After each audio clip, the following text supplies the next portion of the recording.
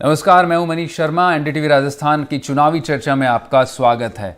तो आपने देखा कि किस तरह से प्रधानमंत्री नरेंद्र मोदी ने आज जयपुर से कांग्रेस पर बड़ा हमला किया। नरेंद्र मोदी ने सीधा कहा कि जो बीजेपी की गारंटी है वो गरीब की गारंटी है, मध्यम वर्ग के लिए गारंटी है, खासतौर पर महिला और माताओं बहनों के लिए गारंटी है। नरेंद्र मोदी ने अपने लंबे भाषण में बार बार बीजेपी की ओर से दी जा रही गारंटी का जिक्र किया, जिसमें उन्होंने तमाम मध्यम वर्ग के लिए, गरीब वर्ग के लिए, वंचितों के लिए, दलित के लिए, ओबीसी के लिए, तमाम वर्गों को उन्होंने अपने भाषण में समेटा। और साथ ही उन्होंने राजस्थान के लोगों को मेरे परिवारजनों, इसके भी कई मायने हैं कि जो इस बार उन्होंने लाल किले से अपने भाषण में ये नया शब्द जो है उन्होंने इस्तेमाल करना शुरू किया है देशवासियों के लिए। अब मेरे परिवारजनों कहकर बार बार संबोधित किया। अगर मैं आपको बताऊं तो करीब 7 बार प्रधानमंत्री ने अपने भाषण में मेरे परिवारजनों का इस्तेमाल किया। और लगातार उन्होंने जिस तरह से उनकी सरकार में, केंद्र सरकार से उनको जो है गारंटी दी जा रही, लोगों को जो योजनाएं चलाई जा रही हैं, उस पर खासा जोर दिया। गरीब के लिए गारंटी, मोदी ने साफ तौर पर कहा कि मेरी गारंटी में दम होता है। बीते 10 वर्षों का, 9 वर्षों का प्रधानमंत्री काल में उनका यही रिकॉर्ड है। जो है, चाहे वो 1 रैंक 1 पेंशन लागू करने की गारंटी हो, मोदी सरकार ने जो गारंटी दी वो पूरी कर दिखाई। तो राजस्थान की धरती से वीरों की धरती बताते हुए प्रधानमंत्री मोदी ने एक बड़ा चुनावी बिगुल आज बीजेपी के लिए फूंका। और इस दौरान, अपने पूरे भाषण के दौरान, उन्होंने बगैर बीजेपी के जो है किसी नेता का नाम लिए मंच से सभी नेताओं को संयुक्त नेतृत्व की फिर से एक बार झलक दी। उन्होंने राजस्थान को सीधे तौर पर यह संदेश दिया कि अब गहलोत सरकार के जाने की बारी है और बीजेपी के आने की बारी है। राजस्थान के लोगों ने कांग्रेस के कुशासन से मुक्ति पाने का बिगुल फूंक दिया है। पिछले 5 साल जिस तरह की सरकार कांग्रेस ने यहां पर चलाई है, वो 0 नंबर पाने की हकदार है। गहलोत सरकार ने राजस्थान के लोगों के, यहां के युवाओं के 5 महत्वपूर्ण वर्ष बर्बाद कर दिए। राजस्थान के लोगों ने ठान लिया है, गहलोत सरकार को हटाएंगे, बीजेपी को वापस लाएंगे। मैं साफ देख रहा हूं, राजस्थान में अब परिवर्तन होके रहेगा। राजस्थान के कोने कोने में जो परिवर्तन संकल्प यात्राएं भाजपा ने निकाली है, उन्हें बहुत जन समर्थन मिला है। ये साफ संकेत है कि राजस्थान का मौसम बदल चुका है। मैं राजस्थान के हर भाजपा कार्यकर्ताओं को और राजस्थान की जनता जनार्दन को इन सफल यात्राओं के लिए बहुत बहुत बधाई देता हूं।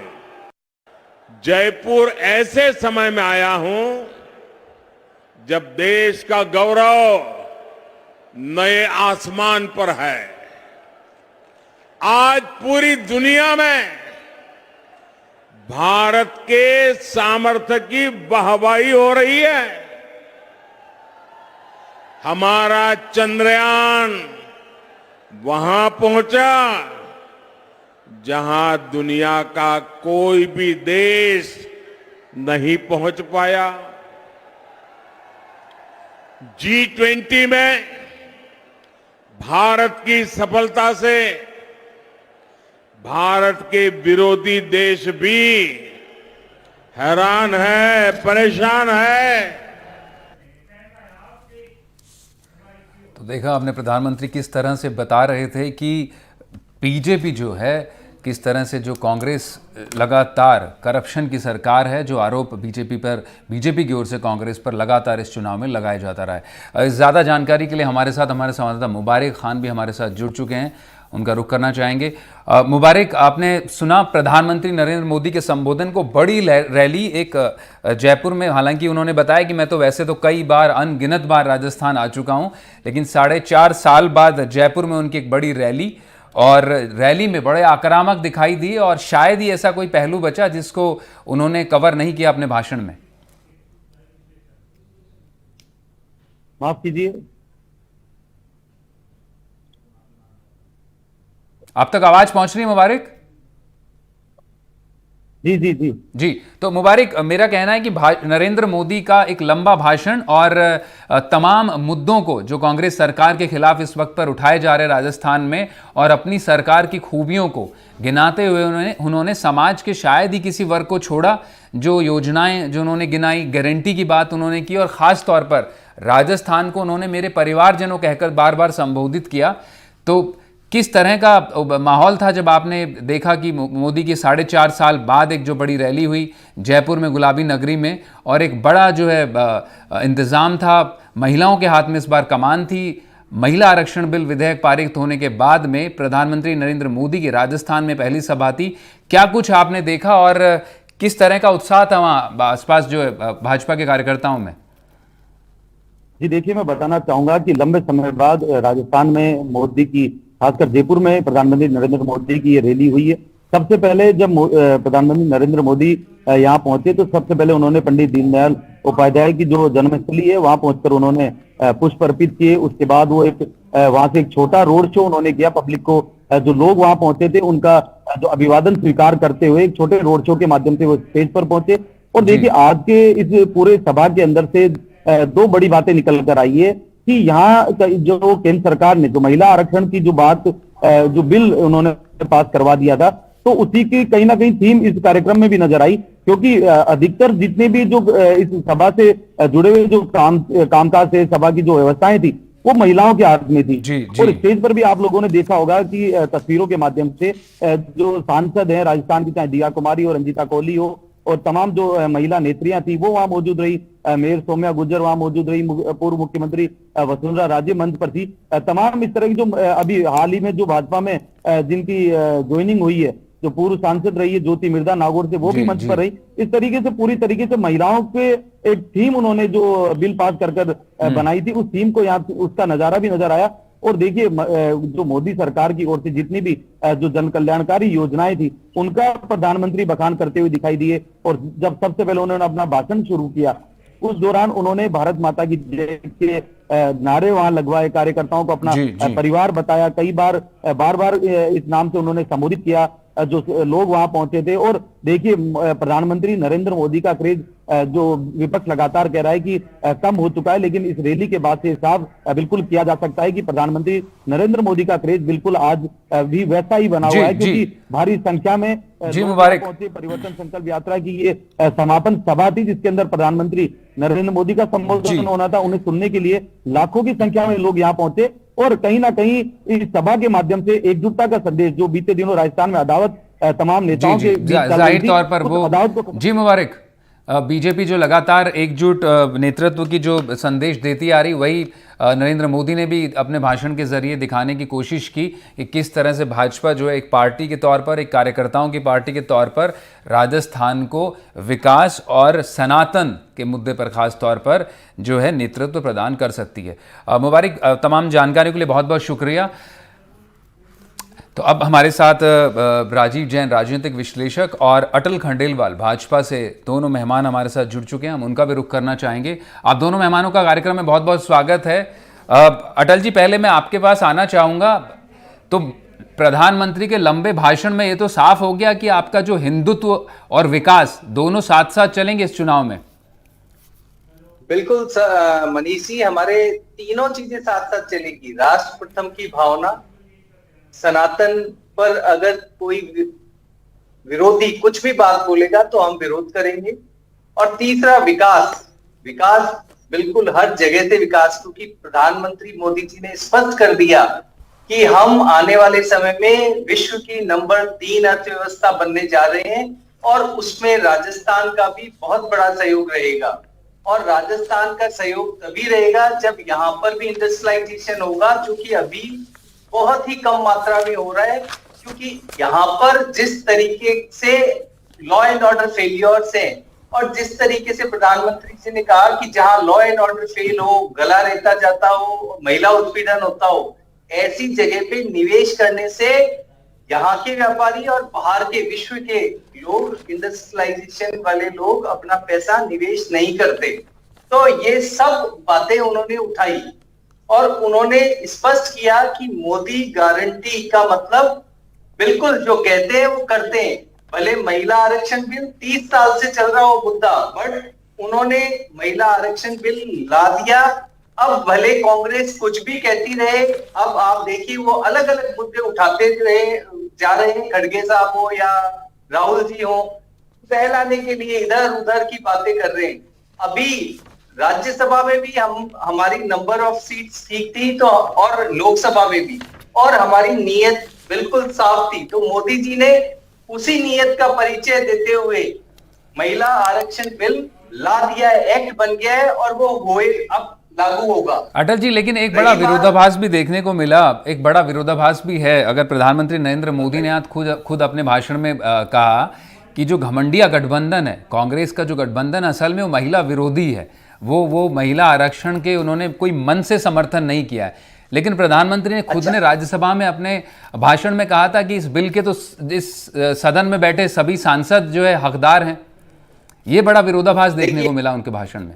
देखिए, आपकी बात है ना, कुछ इस तरीके से जायज नहीं ठहराई जा सकती कि भाई आप इसको ये जायज नहीं। मैं आपसे फैक्ट्स पर बात कर रहा हूं कि आज प्रधानमंत्री ने कहा कि घमंडिया गठबंधन जो है वो मन से साथ नहीं है, लेकिन राज्यसभा में जब अगर ये बिल पारित हुआ तो उन्होंने धन्यवाद किया था सभी पार्टियों का। उन्होंने सभी पार्टियों का धन्यवाद किया था। धन्यवाद बिल्कुल देना चाहिए, क्योंकि महिला आरक्षण बिल ये भी आज उन्होंने बहुत क्लियर किया कि ये मैं नहीं, आपका वोट कर रहा है। उन्होंने बहुत स्पष्ट कहा सभी को, महिलाओं को स्पेशली, कि ये मैं नहीं, ये देश की महिलाओं के कारण ये बिल आया है और ये इसका विरोध किसी ने नहीं किया, क्योंकि वो नियत थी, वो चरित्र था। वरना 30 साल में बहुत बार ऐसा हुआ है, कांग्रेस की गवर्नमेंट चाहती तो महिला आरक्षण कभी भी पास ला सकती थी, उसके पास दोनों सदनों में बहुमत था। हमारे पास अभी ये ऐसा मौका था जिसमें कि हम ला सकते थे और हम ले आए। जीएसटी की बात करोगे तो जीएसटी का इम्प्लीमेंटेशन भी हमारी सरकार ने किया। वन रैंक वन पेंशन की भी कांग्रेस बात करती रही, बट हमारी सरकार ने किया। तो वो मोदी गारंटी यही है। हम राम मंदिर की बात करते हैं, वो करते हैं, 370 हटाने की बात करते हैं, वो करते हैं। समय वाली बात है कि जब समय आता है, जब बिल्कुल हर चीज हमारे मन मुताबिक आती है, देश के सामने हमें लगता है कि अब पॉसिबल है। अटल जी थोड़ा दोबारा लौटूंगा। मैं थोड़ा समराइज अगर ढंग से जानना चाहूं तो क्या संदेश भाजपा के कार्यकर्ताओं को गया, क्या संदेश आपको मिला है, क्यों आपने आज प्राइम मिनिस्टर के स्पीच से लिया, जिसको लेकर आप चुनाव में जाने वाले हैं? क्योंकि बीजेपी के अभी तक के कैंपेन में, मैं खत्म कर लेता हूं, बीजेपी के अभी तक के कैंपेन में इश्यूज थोड़े से बदलते रहे लगातार। आपने शुरुआत कन्हैया लाल के हत्याकांड से की थी। मुझे याद है उदयपुर में खुद जो है वसुंधरा राजे उनके घर पर गई थी, जब बीजेपी के काफ़ी शीर्ष नेता वहाँ पहुँचे थे। लेकिन उसके बाद आपने इस इशू से बैक ट्रैक कर लिया था, आपने हिंदुत्व और उस वाले ध्रुवीकरण के इशू से। लेकिन अब आप जो है वापस से आज उसकी झलक देखने को मिली, जब आपके प्रदेश अध्यक्ष सीपी जोशी ने दिसंबर में विवादित ढांचा ढाने की बात भी अपने भाषण में कही और सनातन का मुद्दा भी आपने उठाया। तो अब जो चुनाव में आज मोदी जी के भाषण के बाद आप क्या, अपने नेता के भाषण के बाद आप इसको जो है आगे लेकर बढ़ेंगे? किन इश्यूज पर आप जाकर वोट मांगने वाले हैं? देखिए, पहला इशू है विकास के नाम पर, दूसरा लॉ एंड ऑर्डर के नाम पर, तीसरा हिंदुत्व या सनातन संस्कृति पे जो भी वार करेगा हम उसका विरोध जरूर करेंगे। ये 3 ही मुद्दे हैं जिसपे हम राजस्थान की जनता से वोट मांगेंगे। जी, मैं संगीता गर्ग भी हमारे साथ जुड़ चुकी कांग्रेस से। संगीता जी, आप थोड़ा देरी से जुड़े, कार्यक्रम में बहुत स्वागत है आपका। तो प्रधानमंत्री ने अपने भाषण में 0 नंबर दिए हैं आपको कि आपकी सरकार तो किसी नंबर के लिए हकदार ही नहीं है। क्या मनीष जी, मैं आपको सुनने क्या कह रहे हैं, क्या नंबर? आपकी सरकार को प्रधानमंत्री नरेंद्र मोदी ने अपने भाषण में आज आपको 0 नंबर पाने का हकदार बताया है। उन्होंने कहा है कि ये करप्ट भ्रष्ट सरकार है और उसके जाने का वक्त आ गया है और भाजपा आएगी और ये सरकार तो जो बीते 5 सालों में 0 पाने की हकदार है। देखिए मनीष जी, बड़ी हास्यास्पद बात है कि जनता की चुनी हुई सरकार को अगर प्रधानमंत्री जी 0 नंबर देते हैं तो ये उनके लिए कहने भर की बात होगी। लेकिन आप अगर जनता से जाकर पूछेंगे, गांव ढाणी में जाकर पूछेंगे, तो आपको लगेगा कि गहलोत सरकार की योजनाओं की और यहाँ की जो सरकार की जो स्कीम्स हैं उनको लेकर जनता में कितना उत्साह है। जो काम मोदी जी नहीं कर सके, जो सेंट्रल गवर्नमेंट नहीं कर सकी, वो काम राजस्थान सरकार ने किए हैं।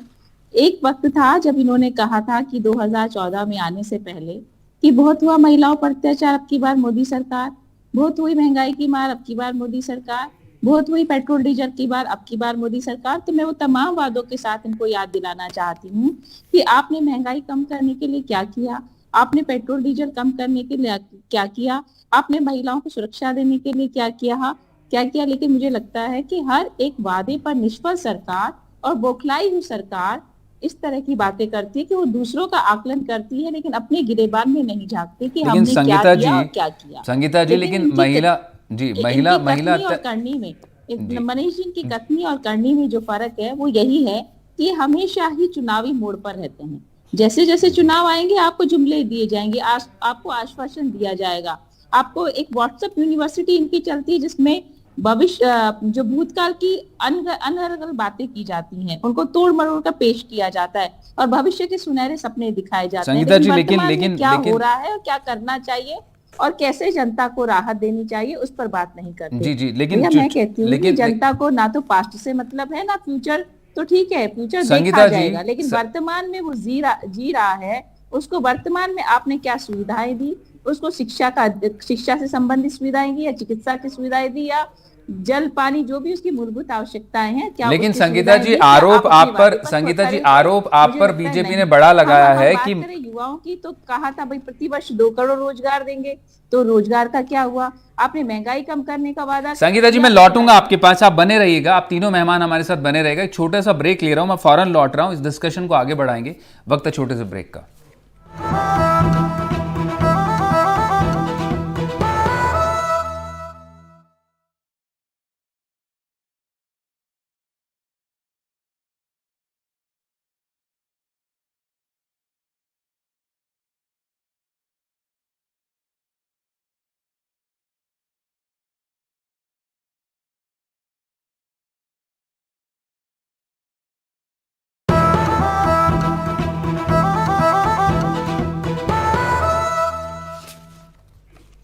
ब्रेक के बाद आपका स्वागत है। आप देख रहे हैं चुनावी चर्चा, तो जिस पर चर्चा हम आज कर रहे हैं प्रधानमंत्री नरेंद्र मोदी के जयपुर में बीजेपी की जो परिवर्तन यात्राएं निकल रही थी चारों दिशाओं से, उसके समापन पर आज जो उन्होंने जन संबोधन किया, एक महापरिवर्तन रैली निकाली और जनता को संबोधित किया, उस पर हम चर्चा कर रहे हैं। हमारे साथ 3 खास मेहमान मौजूद है, बीजेपी और कांग्रेस के प्रवक्ता मौजूद हैं और हमारे साथ राजनीतिक विश्लेषक भी मौजूद हैं।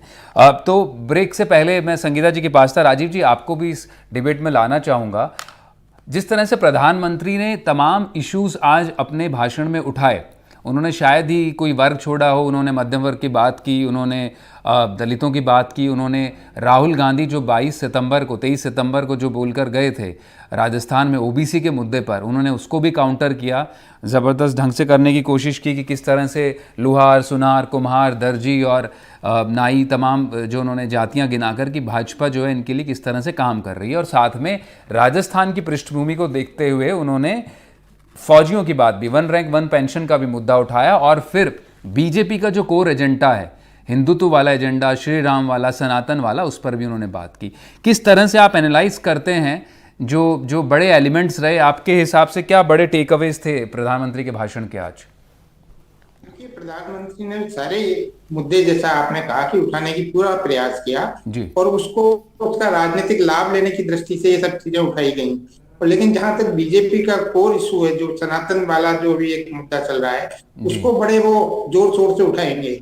और चुनाव तक आते आते उदयपुर का कन्हैया लाल, राजस्थान में कोई आधा दर्जन जगह सांप्रदायिक तनाव की घटनाएं भी हुई थी, तो वो सब चीजें ये चुनाव में उठेंगी। लेकिन एक और जो नेताओं के भाषण थे, जो बीजेपी का जो चीज चल रही है, ये किसानों का कर्ज माफी वाला मुद्दा वो काफी जोर शोर से उठाते हैं, बेरोजगारी वाला मुद्दा, इन दोनों इशू पर भारतीय जनता पार्टी आगामी चुनाव में, देखिए चुनावी मोड में है। तो मोदी जी का अभी भी क्रेज है। जिस तरीके की आज रैली हुई, इसमें कोई दो राय नहीं कि भाजपा पिछले करीब 20-25 दिन से पूरे राजस्थान में परिवर्तन संकल्प यात्राएं निकाल रही थी। उसमें सब लोग, भीड़ भी आ रही थी, स्थानीय नेता भी जा रहे थे, लेकिन भाजपा में जो एक अंदरूनी गुटबाजी भी चल रही थी, जो आज भी जो देखने में आया कि वसुंधरा राजे वर्सेज अदर्स जो एक चीज चल रही थी। लेकिन आज जो प्रधानमंत्री ने कहा कि उनका सामूहिक नेतृत्व में पार्टी चुनाव मैदान में जाएगी, तो वसुंधरा राजे के जो समर्थक हैं वो एक तरीके से दबाव बना रहे थे कि चुनाव से पहले उनका नाम घोषित किया जाए। नाम राजीव जी, क्या आपको लगा आज, क्योंकि किसी नेता का तो प्रधानमंत्री ने अपने भाषण में नाम लिया नहीं, अक्सर वो कई सभाओं में ले भी रहते हैं, कई राज्यों की चुनावों की सभाओं में मंच पर बैठे नेताओं का, लेकिन राजस्थान के किसी नेता का उन्होंने अपने भाषण में नाम लिया नहीं। तो वसुंधरा राजे हालांकि उनके दाहिनी ओर बैठी थी, तो क्या किस तरह की ये सियासी संकेत माने जाएं बीजेपी की ओर से? क्या उनको मनाकर साधकर बीजेपी की चलने की रणनीति है? देखिए, साफ संकेत हैं कि राजस्थान में चुनाव सामूहिक नेतृत्व में लड़ा जाएगा। उसमें जो पिछले कुछ 2-3 महीने से यहाँ कवायद भी चल रही थी वसुंधरा राजे समर्थकों की कि हमको एक नेता के रूप में घोषित किया जाए, लेकिन अब जब ऊपर से पार्टी का केंद्रीय नेतृत्व इतना सख्त हो गया है कि उसने संकेत दिया है कि सभी को एक साथ चुनाव में जाना है और एकजुटता दिखानी है। मंच पर पूरी तरीके से वसुंधरा राजे को तवज्जो दी गई। वो पूर्व मुख्यमंत्री हैं, बड़ी नेता हैं, इसमें भी कोई दो राय नहीं कि उनकी लोकप्रियता है, लेकिन पार्टी अब एक अलग लाइन पे चल रही है। वो किसी को चेहरे के रूप में नहीं, उसका साफ कहना है कि नरेंद्र मोदी जैसा लोकप्रिय चेहरा उनके पास है, तो उसके आधार पर वो चुनाव में जाएंगे। तो निश्चित रूप से पार्टी का कहीं ना कहीं जो अंदरूनी गुटबाजी है, उस पर उन्होंने एक तरह से मोहर लगाई है। सामूहिक नेतृत्व, तो प्रधानमंत्री, भाजपा में प्रधानमंत्री से बड़ा नेता तो कोई नहीं है जी, जाहिर तौर पर।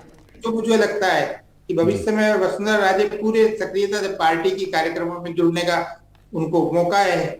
जी, मैं संगीता जी के पास आना चाहूंगा। संगीता जी, ब्रेक से पहले आपके पास में थे और आपने बताया कि किस तरह से बीजेपी जो है खुद अपने बीजेपी की आप आलोचना कर रहे थे कि किस तरह से वो अपनी कही हुई बातों पर नहीं टिके रहते हैं। लेकिन मैं संगीता जी, आप पर आरोप इस दौरान बीजेपी की ओर से काफ़ी लगे और आज प्रधानमंत्री ने भी काफ़ी आप पर जमकर जो आरोपों की बौछार की कि जो आप पिछले 2018 का चुनाव जो आपने किसानों की कर्ज माफ़ी को लेकर के लड़ा था, वो मुद्दा आपने कहीं भी उसको पूरी तरह से एड्रेस नहीं किया, उस पर काफ़ी आपकी आलोचना हो रही है।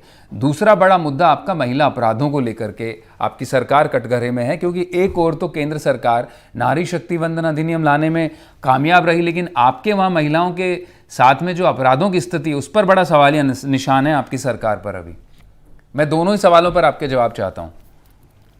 मनीष जी, मैं आपको ठीक से सुन नहीं पाई हूँ, लेकिन थोड़ा सा मुझे मोटा मोटा कुछ आइडिया हुआ है कि शायद आपने महिला विधेयक पे बात करी है, नारी शक्ति वंदन को लेकर, और एक आपने करी है महिला अपराध नहीं, और एक आपके कर्ज माफी को लेकर जो आपकी पिछली सरकार, जो 2018 में जो मौजूदा सरकार है, पिछले चुनाव में आपने मुद्दा बनाया था कर्ज माफी का, वो आज भी पूरा नहीं हुआ है। काफी किसानों की जो है हमने देखा है किस तरह से प्रॉपर्टीज भी नीलाम हुई इसी सरकार में, और उसको लेकर भी आपको खासा घेरा जा रहा है।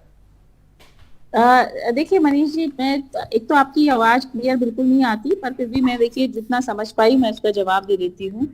देखिए, आपको अगर खाना परोस दिया जाए और फिर कहा जाए कि आप खाना परोस दिया है, आपको भूख लग रही है, लेकिन फिर कह दिया जाए कि आप खाना खा नहीं सकते तकरीबन 10 साल तक, फिर आपको कैसा महसूस होगा? बिल्कुल ऐसा ही वाकया आज भारतीय जनता पार्टी ने देश की महिलाओं के साथ किया है, कि महिलाओं की भावनाओं के साथ खिलवाड़ किया है।